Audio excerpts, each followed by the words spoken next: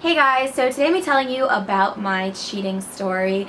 I feel like in previous videos I have talked very poorly about people who cheat, but the truth is that I've actually cheated on a previous boyfriend, and as much as I may defend my actions and as much as my friends are gonna be like, oh well, he deserved it, no one really deserves to be cheated on. Nobody deserves to be put at risk for getting an STD, and I think that cheating is the ultimate betrayal. It is a clear indication of someone's insecurities, someone's own personal problems. I'm 24 now, I know better. I would never cheat on a boyfriend. Before I would even get to the point that I was cheating on somebody, I would break up with that person because that's, first of all, just really bad karma. It speaks poorly about myself and my character, and just why? Now, I don't know if this makes me like really old-fashioned, but I believe that not just women, but men should just have like one partner at a time. Don't like juggle people and play with people's emotions. Like, that's just not cool. I don't believe in hurting other people, and I just think that's wrong. But I'm also very monogamous. I know that there's like other people out there who are very polyamorous and believe like orgies and being with like dozens of people at a time, but whoa, that's a video for another day. So my cheating experience was many years ago. It was with my first really serious boyfriend. I met this guy on MySpace, and he didn't shave, probably didn't shower, didn't have a stable job, didn't have a car, was like pretty much homeless. He had really poor taste in men back in the day.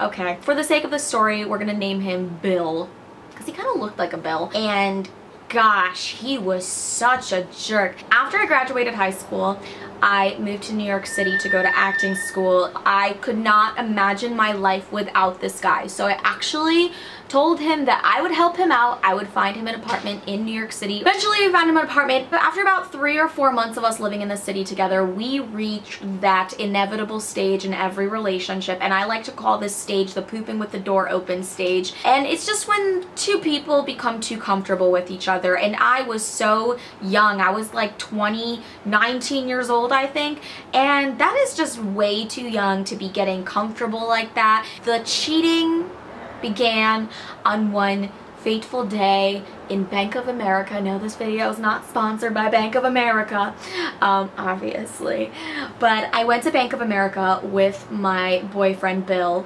and I remember having some issue with my account. I think it like overdrafted or something because I was like too dumb to even know how to use a bank account at this point. And my boyfriend got really mad at me at Bank of America, and he actually stood up at one point and he said, "You're stupid. I'm leaving." And then he just left me at Bank of America, and I just like started crying. And in the waiting room there was this guy, and he's trying to hold back a smile, and I'm just looking at him and I tell him I'm sorry, like that was so embarrassing, I cannot believe that just happened. And he looked up at me and he said, okay, I can't even say it because the way he said it was, well, he was Irish, so he had an Irish accent, so I had like no idea what he said, but he said something, and the Irish accent made me smile. He told me that he's from Ireland, he's visiting with his friends, he's staying at some like hostel nearby or whatever, and he gave me his number and I gave him my number. And I don't know why I did it, because at the time I was just like so upset, and this guy who was like super Irish and like kind of vaguely cute gave me a little bit of attention, made me smile, so I was like, oh whatever, let me give you my number. I left and I went back to my apartment, and I really thought long and hard what I should do. Should I break up with this douchebag? Should I text the cute Irish guy? So I was really torn between two worlds here. And I decided that I was not going to text the cute Irish guy. I was just going to ignore him. If he was going to text me, I wasn't going to text back, because I was a good girlfriend and I wasn't going to do anything that my boyfriend would not be very fond of. About a week later, my boyfriend and I got into another fight, and I'm just going to go out and say this was a very abusive relationship on his part. He was extremely negative, extremely emotionally abusive, and at times physically abusive, and I just stayed with him out of comfort and out of the fact that I had very low self-esteem. I thought that I was deserving of this kind of treatment, and I thought that he really loved me, blah blah blah, whatever.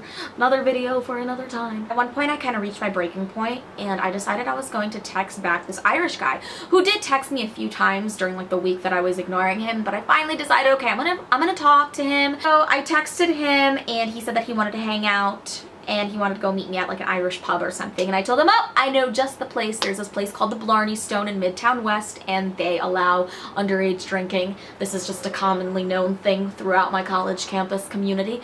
Everybody goes to the Blarney Stone. I'll be honest, he wasn't like the hottest guy in the world, but the fact that he had an adorable Irish accent just like completely won me over, and I'm a total sucker for accents, like British accents.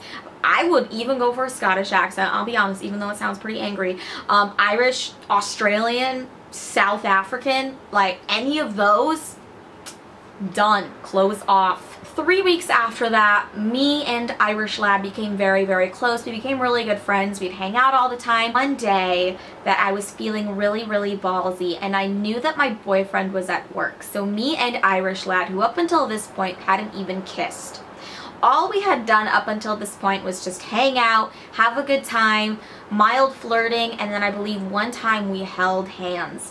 But I was feeling ballsy this particular day, and I said, why don't we go back to my place? I want you to see my apartment and where I live. So we walk into my apartment, walk into my bedroom, and I'm showing him around, giving him like a tour of the place, even though it was like super tiny.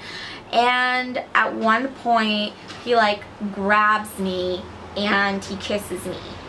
And I hesitated because at that point in time, I really, really felt like, wow, I am cheating on my boyfriend. Like, I am a cheater. I'm a bad person. I'm not being true to myself. Like, this is not me. So as soon as I kissed him, I pulled back and I said, I'm sorry, I can't do this. And he got really, really pissed off at me. He actually ended up leaving shortly after that. And I tried to text him a few times afterwards saying, I'm sorry, like, can we just be friends? I'm sorry that I led you on. And by the way, he knew the entire time that I had a boyfriend. So, I mean, I don't know really what he was thinking. I think that he was just trying to have like a summer fling, and he was on vacation, so he really didn't care. But I never did end up telling my ex-boyfriend this. I always kept it a secret, but we did end up breaking up like a couple months after this happened. It was definitely an eye-opening experience to me because it taught me that if at any point in time you find yourself doing things that question your own morals and question your character, then you shouldn't be doing them, first of all. And second of all, it's a sign that you're not in a healthy relationship, and you should quit wasting your time and that person's time. So that is my cheating experience. And weird turn of events, I'm still actually kind of friends with the Irish guy. We're friends on Facebook. We rarely ever talk. I think that maybe one day, in an alternate universe perhaps, me and the Irish lad will meet at the Blarney Stone and share another pint. Thank you guys for watching my cheating story. If you have any experiences of your own, I'd love to hear about them, so let me know in the comment section below. Make sure to like this video and to subscribe to my channel if you aren't already, and I'll see you in my next video.